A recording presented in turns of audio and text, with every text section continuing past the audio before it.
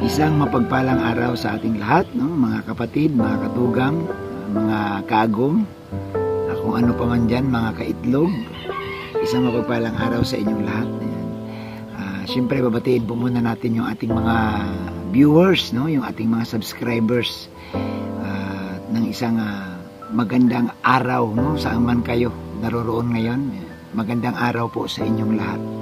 So ngayon guys, ngayong umaga, marami po kasing nagtatanong, no? Nagtatanong sa akin, bakit daw si Joy hindi pumunta sa birthday, no? Ni Eden. So marami pong naglalabasang mga tanong at siguro once and for all sasagutin natin. Bakit nga ba? At wala siya doon sa birthday. Samantalang kaibigan niya po yun, si Eden. So mga kalingap, mga kapatid, bago tayo magpatuloy, sana sa mga hindi pa po naka-like, subscribe, subscribe nyo na to guys. Siyempre po, batiin ko muna si Kuya Bal. Yan, ang nag-iisang founder ng Kalingap, si Ate Edna. At siyempre si Direk Kalingap Rab, ang director ng mga lab team. Sana wag nyo pong ibas si Kalingap Rab. Guys, wag nyo pong ibas, no? Kami na lang. So ganito yun guys, no? Ito yung paglilinaw para naman wala na masyadong nagtatanong. Gagawin natin itong video ito para po sa kaalaman ng lahat. Sa mga nagtatanong, kumusta na nga ba si Joy? Huli nilang nakita sa Baguio at hindi pa nila nakita dito sa Daet. So ito po guys ang totoo. Totoo talaga guys na hindi si Joy nakapunta sa birthday ni Eden. Bakit? Si Joy po nagkaroon po ng trangkaso, no? According kay Joy, nakausap ko siya. Sa Baguio, masama po niyang pakiramdam. Kung mapansin ninyo, kasi nga, naambunan pala siya sa Baguio. Naambunan. Kasi kung matandaan ninyo, nag-meet and greet sila doon na maulan. So, siyempre, sabi ni Joy, siguro, dahil nga sa ulan at saka kulang na siya sa tulog. Kasi, bago pa sila umalis ng Daet, umakit ng Baguio, lagi isang puyat, no? Kasi nga, nag-aaral, tapos siyempre may mga shoot din minsan ng gabi na natatapos, so kulang talaga siya sa tulog. Tapos, yung trip to Baguio nila guys, hindi naman ka makakatulog ng maayos sa sasakyan. So, sa madaling sabi, siguro humina yung immune system, naambunan, sumakit ang lalamunan, sumama ang pakiramdam nung pag-uwi na nila. So, ang dahilan kaya hindi siya punta sa birthday, no, ni Eden is, yun nga, mayroon siyang trangkaso. Dahil na rin siguro, bunga, dala ng puyat, no, walang pahinga. Kasi pag nasa Baguio ka, hindi ka naman pwedeng sabihin mong matulog ka dyan maghapon. Siyempre doon, kailangan maaga kang gumising, no, prepare yung sarili mo kasi marami kayo sa isang room, maligo, mag-ayos, pupunta sa mga pupuntahan, no? Sa mga pasyalan. So hindi ka talaga makakuha doon ng 100% na pahinga. Kasi nga pumunta ka nga sa Baguio para mamasyal.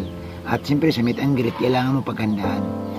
So nakita na ito sa sarili ko lang guys, bilang content creator. Ako kasi naranasan ko nung pumuntang Baguio. Ito, sariwang-sariwa sa akin to. Last year lang. Nakasama ako ni Kuya Bal. Driver ako ni Kuya Bal. From Daet, dito, ang panahon mainit So, kampante ako, napapunta doon na parang feeling ko, parang Daet lang ang Baguio. Pagdating namin doon guys, madaling araw, ang lamig. Ang suot ko, naka-t-shirt lang ako. Naka-sombrero. So doon, parang siguro nasalubong ako ng lamig. Una kong naramdaman, sumakit yung lalamunan ko. Sabi ko, parang masakit. Siyempre, pag nasa Baguio ka, hindi ka naman makatulog. No? Kasi nga, may mga lakad Every now and then may mga lakad. So, masakit ang lamunan ko. Pangalawa, medyo namalat. No? Nag-iba na ang boses. Tapos, pagdating ng gabi, yung mata ko guys, iba na, mainit na. So bunga po yun, ang galing from Daet, mainit. Ang biyahe, siyempre nagdadrive ka, hindi ka naman makatulog ng, yung tipong tulog bahay talaga na 8 oras ka bago bumangon. Siyempre, pag nasa Baguio ka, pupunta sa mga pupuntahan, may mga meet and greet, alangan man lang hindi ka magpapakita, hindi ka sasama. Ito ang dahilan guys, no? Kaya nagtrangkaso din ako. Pagbaba ko ng Manila noon, ng Daet, pag uwi namin, talagang inabot ako ng trangkaso. Pinipilit lang hanggat makauwi sa bahay. So sa nakita ko guys, sa nakita ko, malamang ganito ang nangyari kay Joy. Kasi sila namang mga estudyante, kulang man yan sa tulog. Matutulog yan alas 12. Alauna ng madaling araw, kaka-research. Gigising ng alas 6, maliligo, papasok. Sa school naman guys, hindi ka naman makakatulog doon. Siyempre, ayon kay Joy, lagi silang nasa laboratory. Siyempre, yung ganong course kasi kailangan. Lalo na kapag sila yung mga beginners. So, normal po yun, no, na hindi ka talaga makakuha ng tamang tulog. Kaya ito ang nangyari. Pero ganun pa man guys, wag po tayong mag-alala. Ha? Wag tayong kakabahan. Tipong para nang wala po. Normal man yan sa tao na pag humina ang immune system mo, manghina ka, kakapitan ka talaga ng virus. Diba? Pwede ka magkatrangkaso, ubo. Yan. Sipon. No? So, lagi yan. Kaya siguro, no, bilang mga viewers, no, mga viewers tayo, taga-suporta ni Joy, wag po tayong nervyusin or wag tayong kabahan na, wag po tayong masyadong panic na baka may sabihin na naman ng iba dyan, para kayong trangkaso lang, masyado kayong, di ba? So ito guys, nililinaw natin na totoo po na may trangkaso si Joy at katunayan nga, nagpa-check up na po siya sa hospital.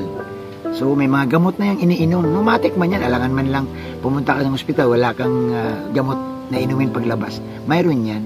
So siguro magagawa lang natin, itong mga manok ko maingay doon nga kayo.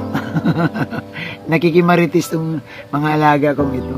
So siguro guys, ang kailangan natin, no, ipagdasal lang din natin, no, kasama sa prayers si Joy, na sana okay, na sana wala masyadong ibang huwag magtagal yung trangkaso. Siyempre nag-aaral, no, ang mahirap sa lahat kasi guys, pag nag-aaral ka at magkasakit ka, siyempre maghahabol ka sa school, di ba? Yung mga research, assignment, lahat ng mga projects, maghahabol ka. So yun lang siguro, no, kailangan lang talaga ni Joy, nakita ko dito, tamang pahinga, no, yung siguro makabawi man lang siya. Oo, makabawi siya at alam niyo naman si Joy, hindi naman siya ganun kalaki, no, para sana kung malaki at malaking bula siya at may panlaban siya sa virus or sa sakit. Pero alam mo si Joy medyo maputi pa, masyadong madaling makita ng mga virus. Ay, joke lang, pinapatawa ko lang kayo. Yun guys, ang hindi rin kagandahan sa maputi, madali kang makita ng mga kalaban, ng mga viruses. Ay, joke lang yun So, yun, kidding aside, just pray lang, relax lang po guys, kasi mag-update man ako sa inyo. Tuloy-tuloy yung pakipag-usap natin kay Nanay Imelda, kay Joy, no, nag-message din ako. Katunayan nga, nandyan, pagkita ko sa inyo yung message namin ni Joy, na okay naman na siya. So yun lang po ang ating maiksing vlog, no, patungkol kay Joy. So ingat palagi Joy, nag-aantay ang andito lang ngayon mga solid Danjoy supporters. Sa lahat ng Danjoy, siyempre pasalamatan natin, no, si Ma'am Alicia ng USA, si Ma'am Tita Ganda ng Italy, si Ma'am Carmen ng Bahrain, ang Danjoy Kilig Overload, ang London big sponsor, si Ma'am Marie, si Ma'am Helen, si Sir Noli, at siyempre ang Danjoy United supporters, no, ang Danjoy United supporters, yun, yung mga grupo ng mga admin.